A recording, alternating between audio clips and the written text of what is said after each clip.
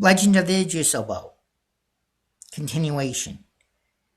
As we approached the magical target range, we could hear the wizards casting their spells. We could hear the whooshing of the fireballs as they sped towards the targeting crystals. The zap and the crackling of the lightning bolt as it flew through the air, the thunderous clap that followed. As we came nearer, a man in his early 30s approached and bowed. "Your Majesty, I see we have guests. Let me welcome you." Here the king turned. "This is Queen Jenna and her daughter, Princess Selena." "I see, Your Majesty. Welcome, Queen Jenna, Princess Selena. This is the training area used by the wizards for target practice. Please have a look around." "James, why don't you show Princess Selena around the camp? Make her feel like home." "I and your mother, Selena, split from my father and Queen Jenna to wander around the camp." The camp wasn't that big. I showed her the sword training area, the spear area. The way she acted around the horses, I don't think she knew what they were. I must admit, it was cute the way she was in awe of them. Later that day, a messenger arrived saying that the queen and her entourage was heading back to the Amazon camp.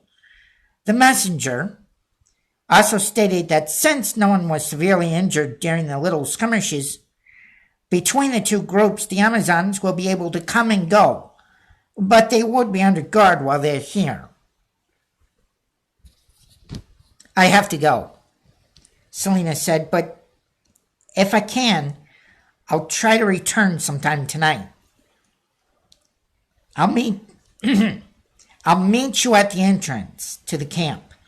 Say when the moon is at its apex," I said as she walked away.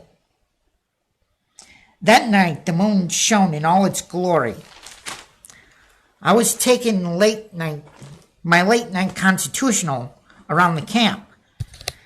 I hadn't noticed that more women were leaving at night than there was during the day, but since the women did not head back to the village,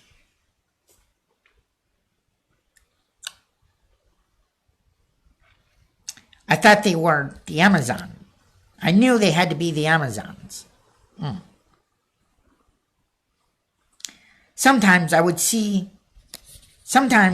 be walking by one of the tents and see the Amazon leave, her hand reaching for the dagger at her side.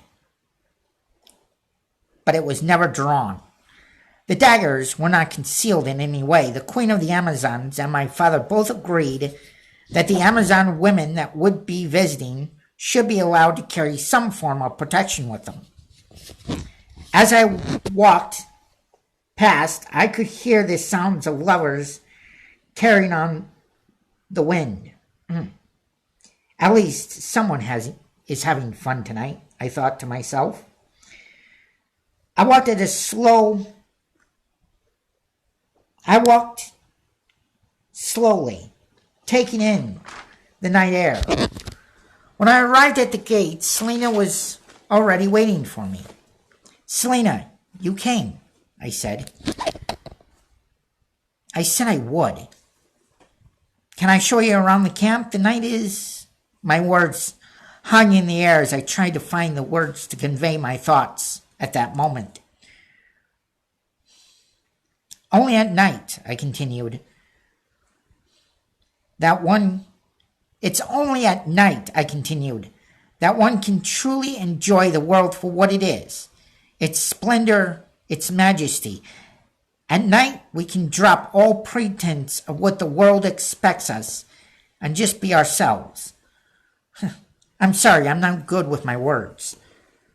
Selena took my hand, looked me in the eyes, smiled, and said in a soft voice, "Then don't speak, just walk." Here she kissed me, just not on the cheek. As we walked hand in hand mostly, the thought of the camp Throughout the camp, I asked Selena the meaning of the women touching their daggers at their side when leaving the tents. The daggers, she started slowly, cautiously, almost as if she didn't really want to talk about it. The daggers are an Amazon tradition. You see, we kill our mates. Upon hearing this, I took a step back. My hand slipped from hers. She turned around. Are you okay? I just found out that you kill your mates. How do I know those men aren't dead right now? The Queen would never allow that to happen here. She knows how important this is. And if it wasn't here, if those men were back on your island, what happens then? Most likely they would be killed. And me? What would happen after we made it? Would you have killed me?